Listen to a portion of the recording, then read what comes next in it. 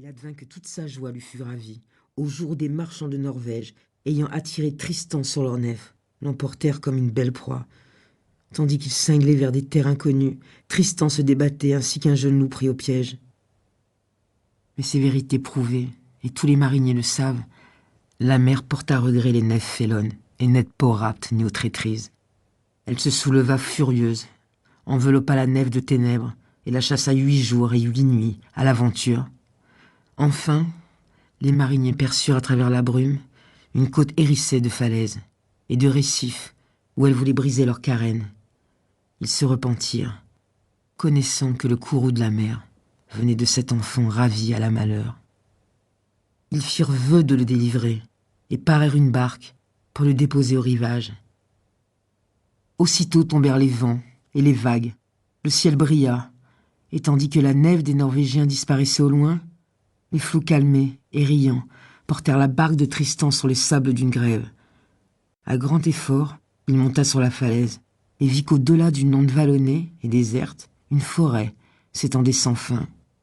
Il se lamentait, regrettant Gorvenal, Roald son père, et la terre de l'Aunois, quand le bruit lointain d'une chasse à corps et à cris réjouit son cœur. Au bord de la forêt, un beau cerf déboucha. La meute et les veneurs dévalaient sur sa trace, à grand bruit de voix et de trompe. Mais comme les limiers se suspendaient déjà par grappes au cuir de son garrot, la bête, à quelques pas de Tristan, fléchit sur les jarrets et rendit les abois. Un veneur la servit de l'épieu. Tandis que, rangés en cercle, les chasseurs cornaient de prise, Tristan, étonné, vit le maître veneur entailler largement, comme pour la trancher, la gorge du cerf. Il s'écria : « Que faites-vous, seigneur ?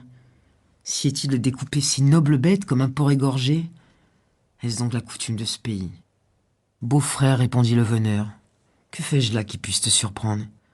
Oui, je détache d'abord la tête de ce cerf, puis je trancherai son corps en 4 quartiers que nous porterons pendus aux arçons de nos selles, au roi Marc notre seigneur.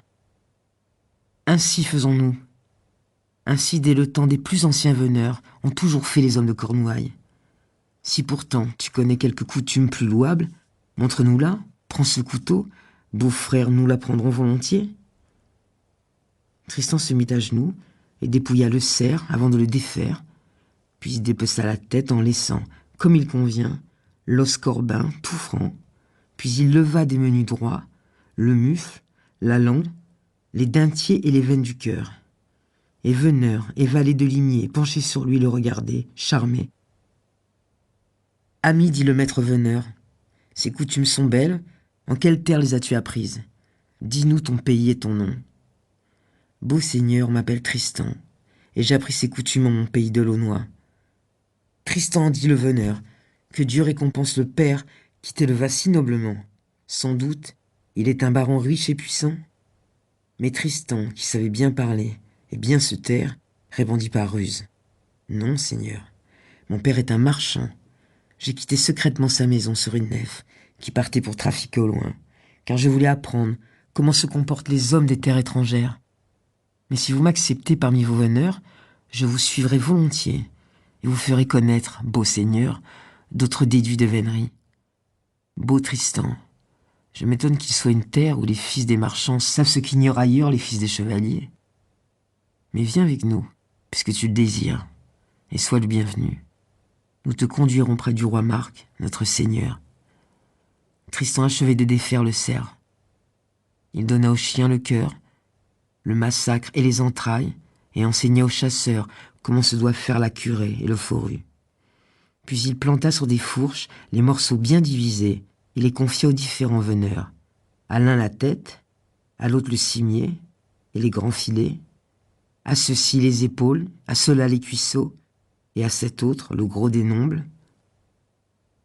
Il leur apprit comment ils devaient se ranger 2 par 2 pour chevaucher en belle ordonnance, selon la noblesse des pièces de venaison dressées sur les fourches. Alors ils se mirent à la voie en devisant, tant qu'ils découvrirent enfin un riche château. Des prairies l'environnaient, des vergers, des eaux vives, des pêcheries, des terres de labour, des nefs nombreuses entrées au port. Le château se dressait sur la mer, fort et beau, bien muni. Pour continuer à écouter ce livre audio gratuitement, cliquez sur le lien dans la description et vous pourrez l'écouter en entier sans frais grâce à l'essai de 30 jours d'Audible.